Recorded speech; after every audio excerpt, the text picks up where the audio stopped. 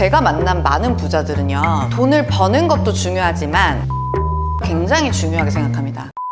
안녕하세요, 복덩이들 변혜인 팀장입니다. 얼마 전에 어디를 살아야 되냐라는 거에 집중을 해봤다면, 오늘은 여러분 많이들 궁금해하시는 왜 빌딩을 사는가? 왜 사람들은 빌딩을 사러 저를 찾아올까요? 그 이유에 대해서 다뤄보는 시간을 가져보도록 하겠습니다. 사람들 왜 건물을 살까? 코인을 살 수도 있고, 아파트를 살 수도 있고, 시계를 살 수도 있고, 자동차를 살 수도 있고, 주식을 살 수도 있고, 여러 가지 우리가 투자할 수 있는 상품들이 정말 너무 많잖아요. 근데 왜 부자들은 건물을 꼭 사고 싶어 하는 걸까? 화폐 가치 하락을 막으려고. 지금 말씀한 내용은 투자라고 하는 거를 하는 이유라고 생각을 하면 좋겠어요. 여기저기 투자를 하는 이유는 결국 화폐 가치가 하락되고, 그거에 대한 우리가 자산을 좀 증식하기 위한 목적입니다.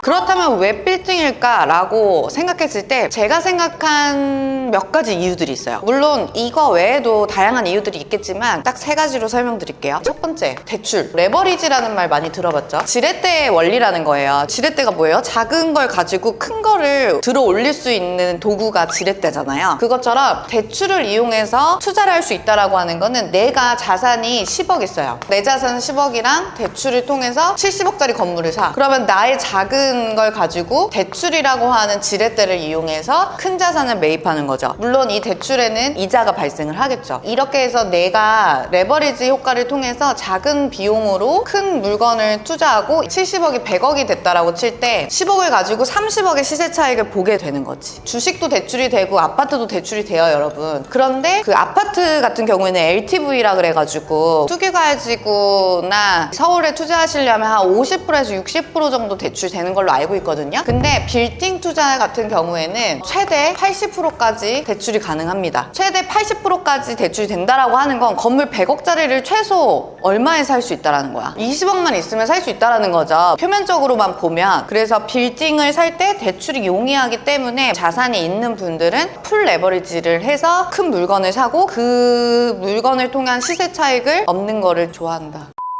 이 대출에 대한 원리를 이해하면 빌딩 시장을 좀 읽을 수가 있거든요. 2019년부터 2022년까지가 빌딩 호황기였어요. 근데 이때 어떤 수준이었냐면, 중개법인에 돈을 들고 기다리는 손님들이 너무 많았고, 하루에도 계약을 저희가 3-4건씩 계약서 도장 찍느라고 바쁘던 그런 시기가 바로 이때. 근데 이때가 뭐예요? 코로나 때문에 전 세계 경제가 그냥 마비가 됐어. 경제가 마비가 되니까 돈이 안 돌죠. 그러니까 전 세계적으로 양적 양화. 이게 뭐냐? 현금을 뿌려요. 그리고 플러스 저금리. 경기가 너무 안 좋아지니까 대출이라도 받아서 소비 경제를 만들어야 되니까 금리가 거의 제로금리부터 기준금리가 막 1%대로 떨어지는 시기가 바로 이때예요. 이 기준금리가 저금리까지 되니까 어떻게 되냐? 대출 이자를 거의 2%대 이자를 받고 80% 대출을 받는 경우들이 생기는 거죠. 이게 기회였어요. 금리가 내려가면 부동산 가치가 올라간다. 이렇게 생각을 하시면 됩니다. 그래서 이제 코로나가 끝나고 나서 금리가 다시 갑자기 이제 고금리 기조로 가요. 지금 현재 기준금리 한국은 3.75, 그리고 미국은 5.5%예요. 이거는 시장이 조금 경직되는 결과를 초래하게 됩니다. 2023년에는 6%대까지 올라갔어요. 그리고 지금은 4% 초반, 3% 후반대까지도 내려가는 모습을 보입니다. 그러면 시장이 또 활성화돼요. 금리가 좀 내려가는 모양이네? 대출 받으러 가야지? 왜냐면 지렛대의 원리를 이용해서 내 자산을 더 많이 증식시킬 수 있으니까 이제 다시 또 은행으로 찾아가고 저를 찾아옵니다. 그래서 지금은 다시금 시장이 활성화되고 있는 그런 분위기라는 점을 제가 여러 번 유튜브를 통해서 말씀을 드린 것 같아요. 2019년부터 지금까지의 대출 금리에 따른 시장의 변화를 딱 그냥 정리한 거거든요. 그래서 대출이 빌딩 시장에서 중요한 역할을 하는 거다라는 점에서 금리를 주목해라 라는 게 굉장히 중요한 포인트입니다.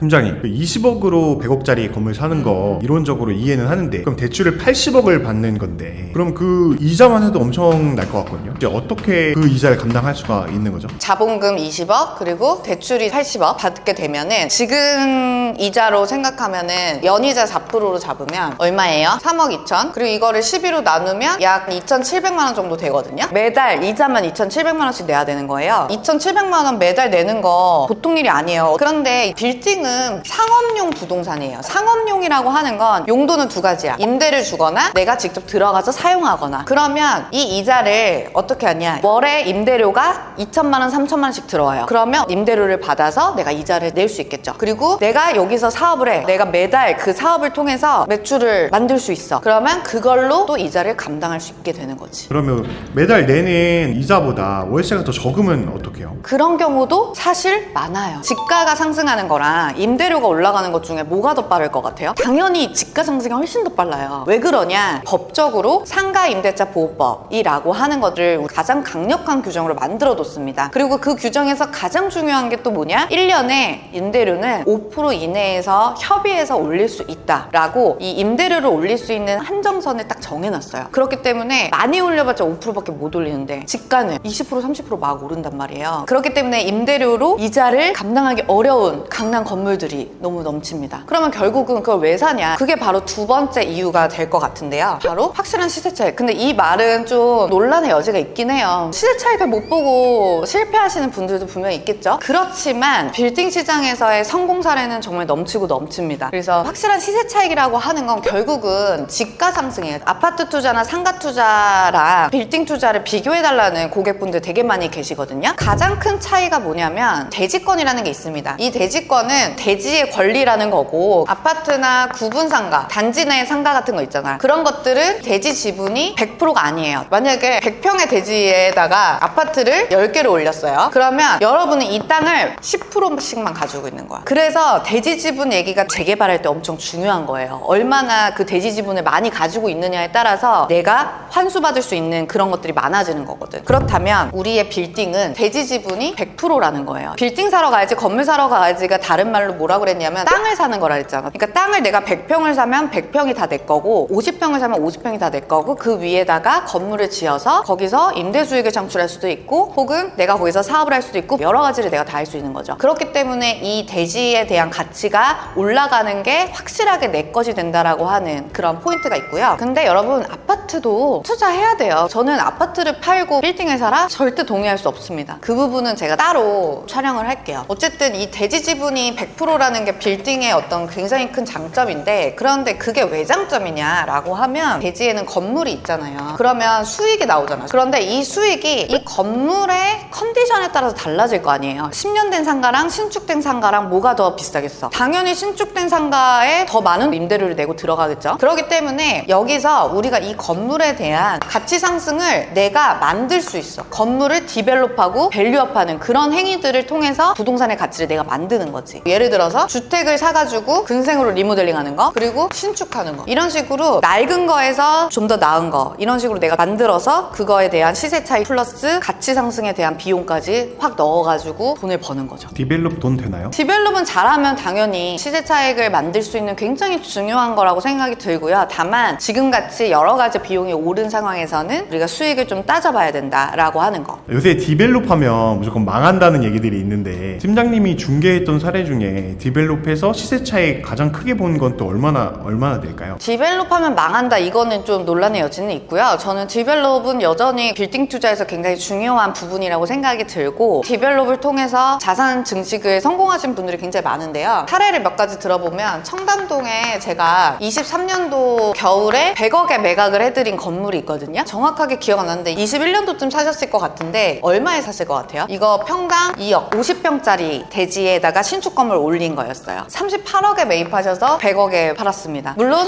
제가 잘 팔아서. 자, 그리고 삼성동에 2022년도 6월에 사셨어요. 84억에 한 78평짜리 땅을 사셔서 삼성동에 건물을 올리셨습니다. 지금 현재 탁상 감정가 154억 나옵니다. 지금 감정가 자체가 이렇게 높게 가치가 상승했어요. 그리고 금호동에서 43억, 이것도 2021년도에 매입하셨어요. 그래서 신축을 하셔서 초역세권에다가 스타벅스를 통임대로 넣습니다. 그리고 나서 한 1년 반 만에 74억에 팝니다. 원가를 고려하더라도 짧은 시간 1, 2년 안에 거의 10억 이상의 시세 차익, 이거 같은 경우는 한 3, 40억의 시세 차익을 만들었던 케이스다. 물론 이거는 탑 케이스긴 하고요. 대부분은 80억 언더에 아주 좋은 땅을 사서 거기다 디벨롭을 해서 가치 상승을 시켜서 매각시키는 거, 이런 방법들이 굉장히 건물 투자에서 많이 이루어지고 있다. 물론 제가 모든 투자를 다 성공한다면 제가 떼부자가 됐겠죠, 여러분. 모든 것들을 다 100%로 우리가 할 수는 없거든요. 그럼에도 불구하고 왜 이렇게 계속해서 주목받고 부자들이 관심을 갖게 되는지에 대해서는 여러분들이 알고 있을 필요는 있다라는 거지. 각각의 케이스는 다양하겠지만 이런 성공 사례들을 우리가 눈여겨서 보실 필요가 있습니다.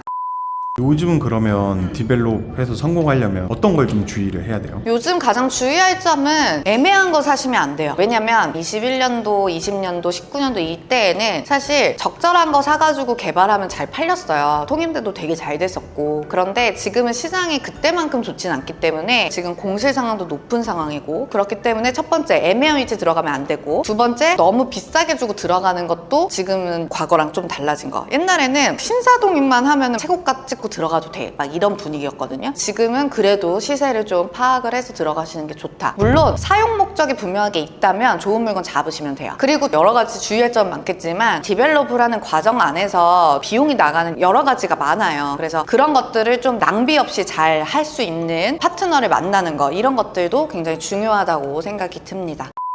마지막 제가 생각하는 이유, 세금. 제가 만난 많은 부자들은요, 돈을 버는 것도 중요하지만 돈을 지키는 걸 굉장히 중요하게 생각합니다. 그래서 가장 두려워하는 게 세금이에요. 세금이 어마어마하게 나가거든요. 아파트 같은 경우는 1주택자 비과세 혜택 같은 게 있지만 상업용 부동산으로 가기 시작하면은 차익에 따라서 거의 55%까지의 양도세를 지출을 하게 됩니다. 그러면 내가 10억을 벌었으면 5억 5천을 세금으로 내야 돼요. 그럼 나한테 남는 게 세금보다 더 적을 때가 있어요. 그래서 부동산 투자라는 거에 대해서 세금 이슈가 굉장히 중요한데, 첫 번째가 바로 취득세. 내가 건물을 살 때 내는 세금. 그러면 근생 건물을 산다고 했을 때 취득세 같은 경우에는 개인이나 법인이랑 상관없이 세금을 4.6% 냅니다. 그리고 두 번째, 팔 때 내는 세금 뭐예요? 양도세요. 요게 문제예요. 제가 매도자분들이랑 통화할 때 대표님 가격 좀만 깎아주세요 라고 하면 대표님들 늘 하시는 말씀이 세금 내면 남는 거 없다, 세금 내야 되기 때문에 못 깎아준다, 이 얘기를 제일 많이 하세요. 그만큼 양도세가 세금 부과가 굉장히 크다라고 하는 걸 우리가 알 수가 있는데, 양도세가 너무 복잡해가지고 제가 아주 간단하게 예시로 설명을 드리면, 철수가 건물을 팔아가지고 100억의 시세 차익을 냈습니다. 100억 벌었다 이렇게 생각하고 너무 좋아했어요. 그런데 세무사에서 전화 왔어요. 철수야, 너 양도세 내야 돼 라고 했는데, 자 여기서 질문. 철수가 이 건물을 개인으로 소유하고 있었을 때와 철수가 만든 법인으로 소유하고 있었을 때 양도세 차이가 얼마나 날까요? 여러분 놀라지 마십시오. 개인으로 만약에 가지고 있었다 그러면 적어도 50억 이상 세금으로 내게 됩니다. 근데 법인으로 가지고 있었다 라고 하면 지방세 같은 거 다 빼고, 쉽게 설명할게요, 20억만 내면 돼요. 이렇게 되면 누구나 어떻게 하겠어요? 뭐로 살 거예요? 법인이요. 그래서 최근에 투자하시는 트렌드는 법인을 만들어서 투자하시는 것들, 혹은 가지고 있는 법인으로 투자하시는 분들이 많습니다.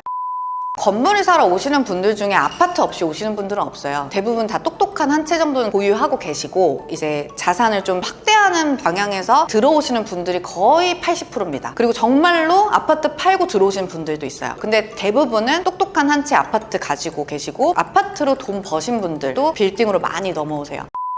우리 이것도 굉장히 경제에서 또 중요한 얘기인데, 주택 투자가 있고 건물 투자가 있다고 쳐. 우리나라는 통계적으로 보면 부동산으로 돈 번 사람들이 제일 많아요. 우리나라는 이 땅이 작고 인구가 많기 때문에 주택으로 자산을 증식하는 경우가 대부분이고, 지금도 마찬가지입니다. 그런데 그 투자가 거의 대부분 또 80% 이상이 주택 가격이 올라서 자산을 증식하는 경우가 제일 많아요. 근데 제가 말했던 2019년 이렇게 코로나 때 이제 금리도 낮고 현금도 많이 풀렸고 이 얘기도 했지만, 이때 당시에 굉장히 중요했던 빌딩 시장이 올랐던 이유가 있습니다. 그게 바로 주택을 규제하는 정책이 강력하게 펼쳐지잖아요. 주택이 오르면 서민들이 이제 힘들어지니까 이런 정책을 이제 계속 펼치는데, 그래서 다주택자들이 엄청 세금을 때려 맞는 시기가 돼요. 그러면 어떻게 돼? 돈을 들고 그러면 집에다가 모셔놔요? 절대 안 그러거든. 그래서 이 수요들이 다 어디로 오냐? 대출도 잘 되고 금리도 적은 건물 투자 쪽으로 굉장히 많이 유입됩니다. 그러니까 주택 주택을 막으면 그거 수요는 결국 다른 데로 가요. 여러분, 강남에서 놀지 마세요 라고 하면 어디서 놀 거예요? 성수동 가서 놀 거잖아요. 이 돈들을 가둬놓지 않는 한 돈은 계속해서 흘러갑니다. 그래서 그 흐름을 우리가 보려면 부동산에서는 주택에 대한 규제가 강해지면 건물에 대한 수요가 높아지니까 당연히 가격이 더 올리겠죠. 주택 시장이 활성화가 되면 또 그만큼 수요를 건물 쪽에서 가져갈 확률이 있어요. 그래서 서로의 대체제의 관계를 갖고 있다라고 하는 것도 거시적인 관점에서 우리가 건물의 흐름을 읽을 수 있는 방법 중에 하나다라는 거를 알아주시면 좋을 것 같습니다.